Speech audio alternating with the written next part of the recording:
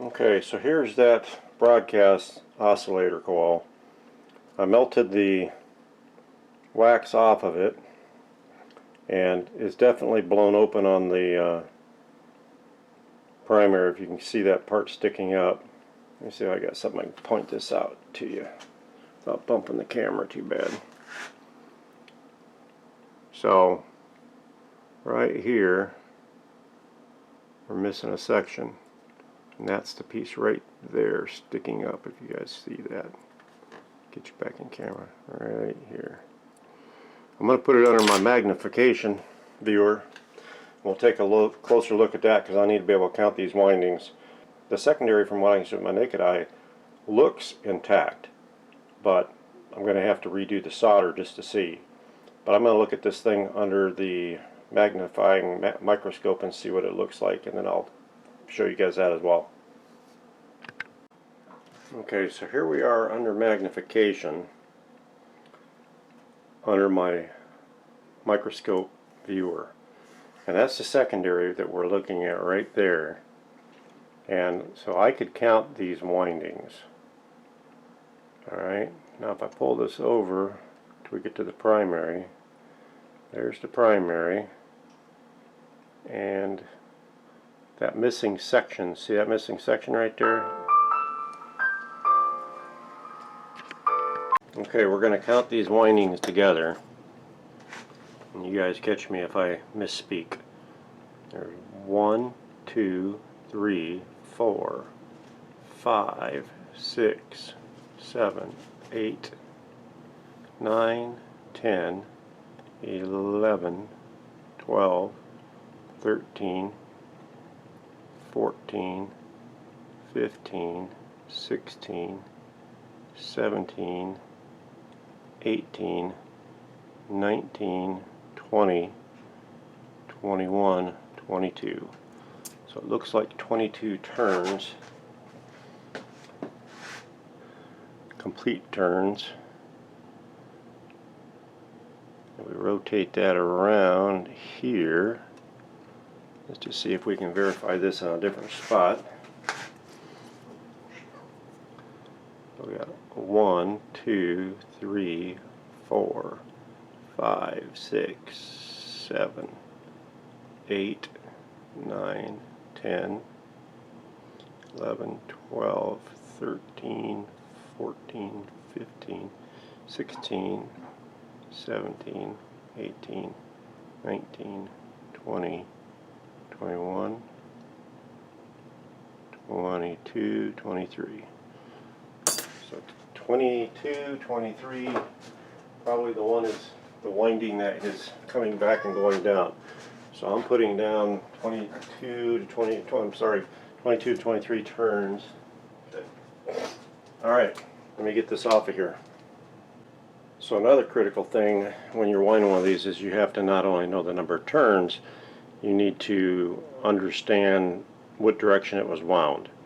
And after taking some of this sealant off of it, I was able to ascertain that it was wound counterclockwise. If you were to look at it from this end, it's wound counterclockwise. So I'm going to go ahead and get the rest of this off.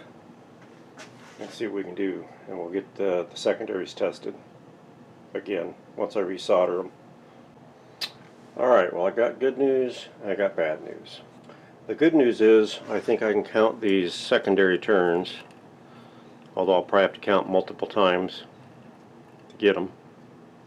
Bad news is it is open, and the main reason it's open is, if you can see there, all that corrosion is in there, and it's obviously opened it up. I can't see exactly where it's open, but I cleaned as much of the corrosion off as I could, and I got a good side where I can actually count. But I resoldered my ends of it, and it's still open, so I'm going to have to rewind it. It's going to be a pain in the butt, but it's got to be done. I have to measure the wires and get the diameters on them, and I guess I will come back once I've started winding something and show you some of that. Okay, so here's where we stand. Got all of the wiring off of the form there and all cleaned up. The secondary winding, approximately 111 turns on it of 0.005 inch, which basically equates to 36 gauge. The primary was 23 turns, I believe it was, of 0.004 thousandths. So I'm putting 38 on it. So the secondary will be 36 and primary will be 38. So I'm getting ready to get these wires out of the way so I can wind it. I'll put my regular new wiring on there once I get the other wiring on here. So let me see if I can get it chucked up and do something with it. Alright, I'm going to try and wind this thing. It's probably not going to go very well, but I got to try and guide this around here, but I don't think this is going to go very well. This is the 38 gauge. I think it's probably going to try and wrap around on itself versus going to the left.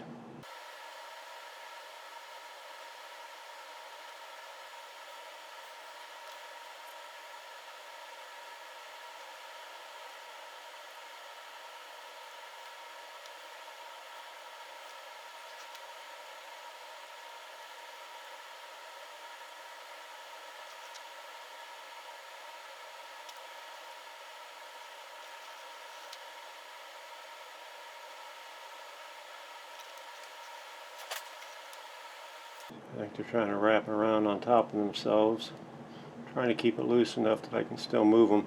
And I'm not looking through my magnifier, so that isn't helping matters much, but I want to be able for you guys to see this. And I can't do both. I can't look through the magnifier and do this both. So we're going to hope for the best here and hope that once I get it on there I can maybe manipulate it before I actually glue it down. There's 40, looks like 48 of it.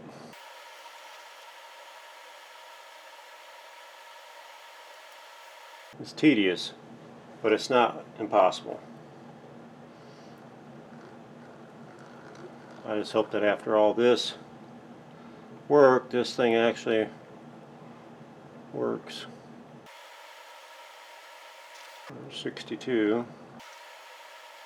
I think what I'm going to do once I get this on, I'll put it back under the microscope and make sure that everything looks side by side and nothing looks wrapped over the top of each other.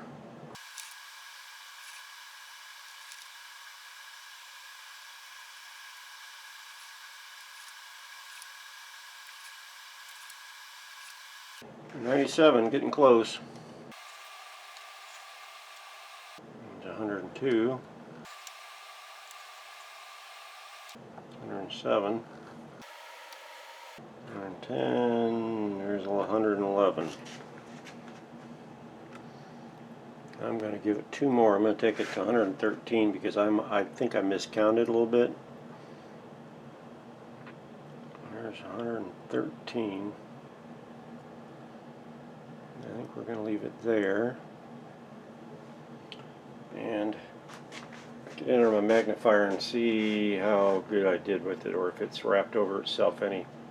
But anyway, I'll bring back. Okay, so I put a very, very paper thin coat of this clear Elmer's just to hold the wiring in place for now. I just went to my laminator and laminated a sheet, and I'm going to use that sheet to make my insulating divider between the secondary and the primary. So I'll get that done. I'll show you what I'm talking about.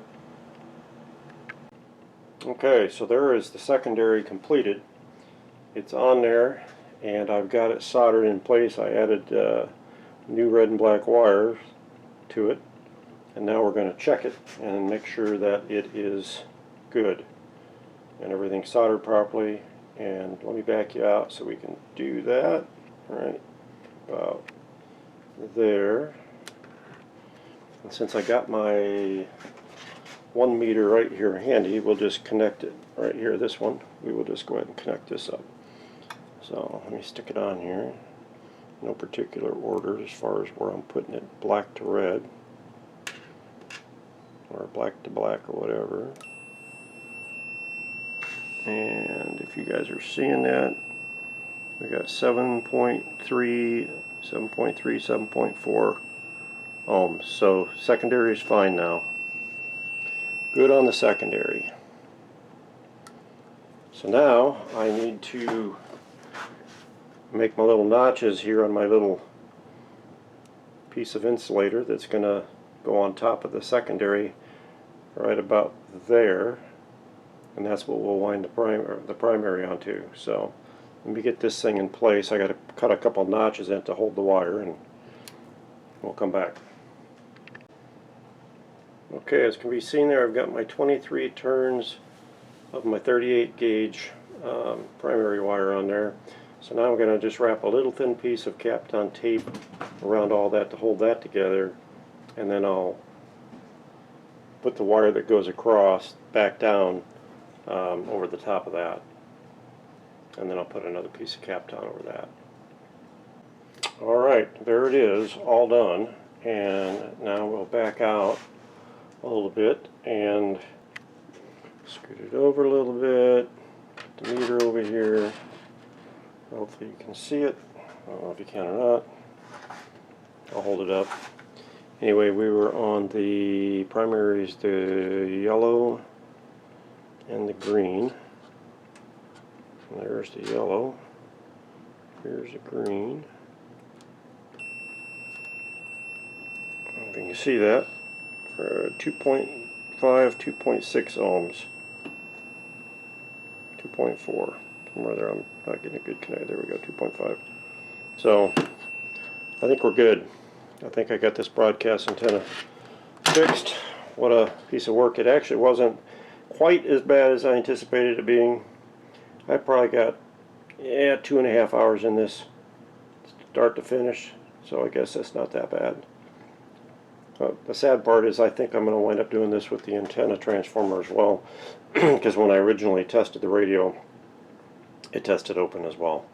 But since this one turned out so good, I'm not all that worried about it. My next step, I don't need to really do this, but I kind of try and kill everything so it don't come back and bite me. I'm just going to put a little dab of epoxy on each one of these so it can't move around and tug around on the wires. And then I'm going to dip the whole thing in some beeswax to seal it up. So, but that's it.